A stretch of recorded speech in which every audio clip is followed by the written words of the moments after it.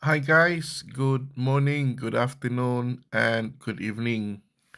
Welcome to Sis Noah Dahag Father channel. Today, ang ating pag-uusapan is of course the important sa ating kulungan ang biosecurity.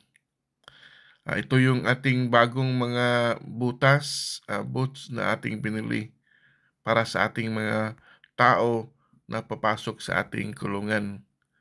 Ah, aning na pairs of boots ito para sa ating mga workers na bago sila papasok sa ating kulungan ay magsuot sila ng boots na ito at alam nila na talagang aapak dyan sa ating biosecurity na tubig. At bago din sila pumasok dyan sa gate, mayroon tayong alcohol dyan na nakabitay para sa kanilang kamay at pwede na i-spray doon sa kanilang paa para talagang walang kapit na virus bago sila papasok. So, ito yung ating gate para papasok doon sa ating kulungan. Ito pinakita kung yung sample paano gawin ang pagsuot ng ating boots at saka anong gagawin ng ating biosecurity at bago papasok. Kailangan nating umapak dyan sa may tubig. Talagang lagyan natin ng mga 3 minutes na umapak dyan at another yung basaan na naman na mayroon na namang disinfectant. So, dyan na naman for 2 to 3 minutes. Then, medyo tambay muna sandali at mag-spray. Hindi lang nabidyohan yung pag-spray ng kamay. At saka na tayo papasok dyan sa ating gate. Pero bago tayo pumasok doon sa ating mga kulungan din, itong hallway natin doon sa dulo, mayroon na naman tayong biosecurity na kanilang aapakan para naman ito ang kanilang second and inside biosecurity para dyan sa ating mga kulungan kung saan sila papunta sa just eating, papasok sila sa just eating or papunta sila sa ating paruwing pin. Ito si Toy Potts, one of the technician ng ating BIMIG. Siya yung gagawa ngayon sa ating paglinis sa kulungan. Mag-disinfect sa kulungan si Toy Potts para malinisan kasi prevention is better than cure. So, yun ang ginagawa natin. Kailangan nating maglinis. Kung pwede, araw-araw, kailangan yan para talagang malinis ang ating mga kulungan. Pero dahil sa magastos din kung araw-araw, kailangan na natin every 3 days. Yan ang ginagawa nila. Okay? Si Max, dahil hindi pa nakasuot ng boots, kailangan niyang isprayhan din yung kanyang paa.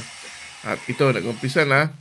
Mag-uumpisa na to kung paano to gawin kasi tinuruan din ni Toy Potts si Max kung paano mag-spray, paano disinfect dahil siya yung mag-disinfect every 3 days. Dahil si Toy Potts siyempre busy sa work at minsan lang makaakyat dun sa taas. So, tinuruan si Max kung paano gawin, kung ano yung mga i-mix doon sa balde para mag-disinfect sa ating kulungan. Again, prevention is better than cure. So, kailangan natin mag-disinfect sa labas at loob ng ating kulungan. Ito, sa labas muna sila nag-start. Lahat sa labas, kahit saan, kahit sa kusina, sa dirty kitchen, talagang dyan sa kanyang flooring, sa dingding, lahat kailangan talaga kasi mahirap na yung hindi natin pabayaan. Mahirap yung pabayaan lang yun. Okay lang yun. Ganon yung sarili. Minsan natin na sinasabi. So, hindi yun ganon.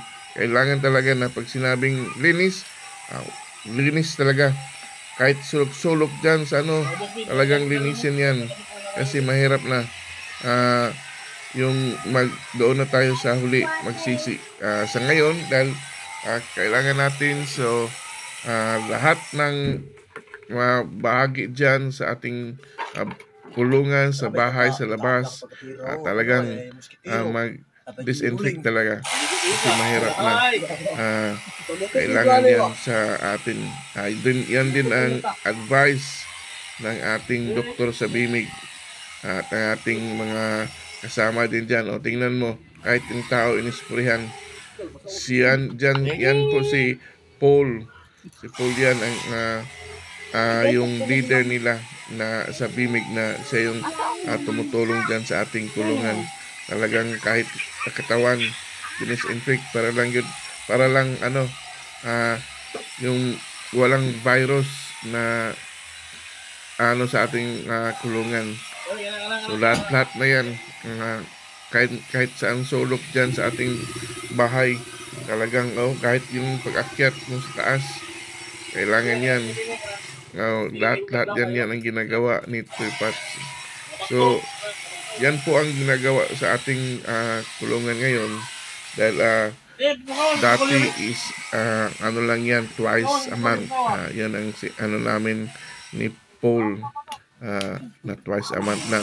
So dahil sa ESF at saka sa kolera, talagang dumadami na, marami ng mga nangyayari. So sabi natin, no, we need to do it every 3 days. So ito si Toypats ngayon, nag-spray, while si Max tumitingin din, dahil siya yung aming taga-disinfect pag wala na si Toypats, na hindi siya makakyat sa taas. So lahat na yan, kahit yung ating mga feeds ganina bago pinasok, doon pa lang sa van inisprehan na para talaga na malinis bago papasok dyan sa ating kulungan. Wala pong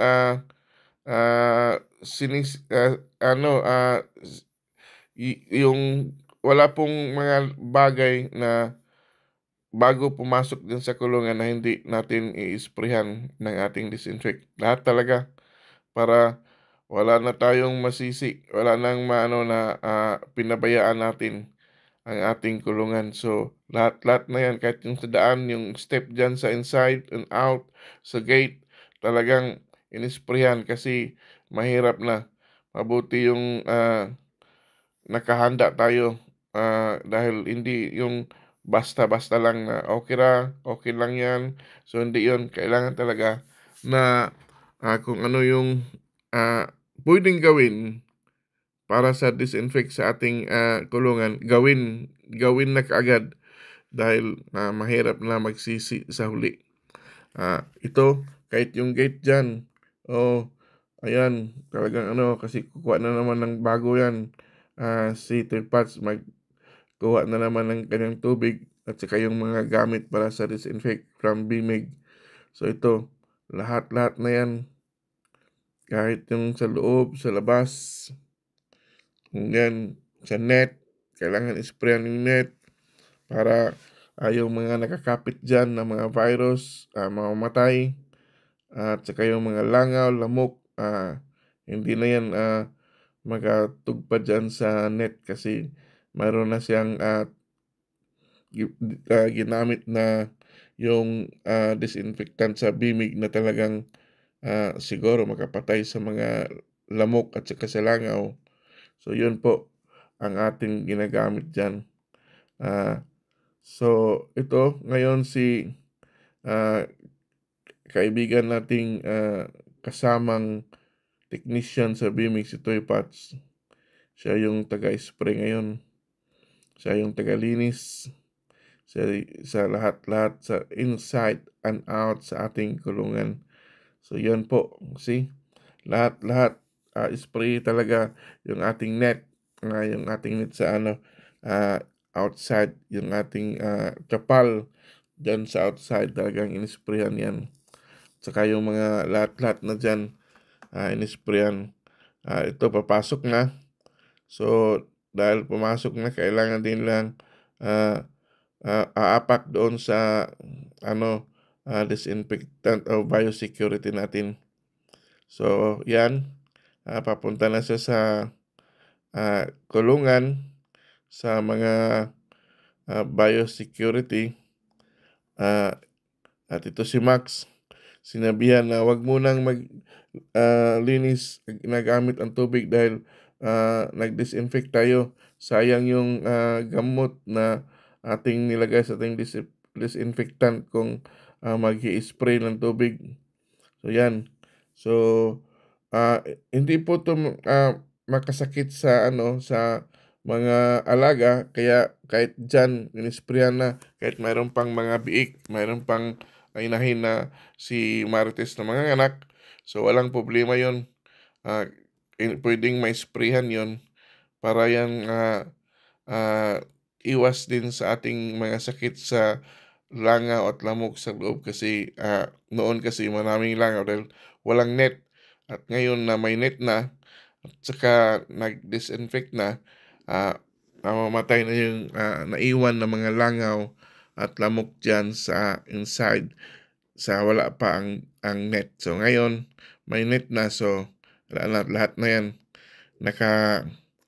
naka-net na lahat. So salamat sa ating taga-disinfectant, si Toy Pats, kay Paul, ang ating leader sa BMEG, ang technician, kay Aling Cyril, Lycans, Max at Uncle Joe at Benji sa pagbabantay sa ating baboyan sa kulungan, lalong-lalo na sa pagpapanganak ni Marites.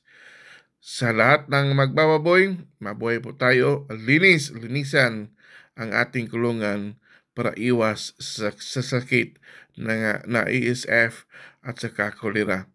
Kaya sa lahat dyan na mga kababoy, mabuhay at ingatan ang ating mga alaga para iwas po sa sakit na darating.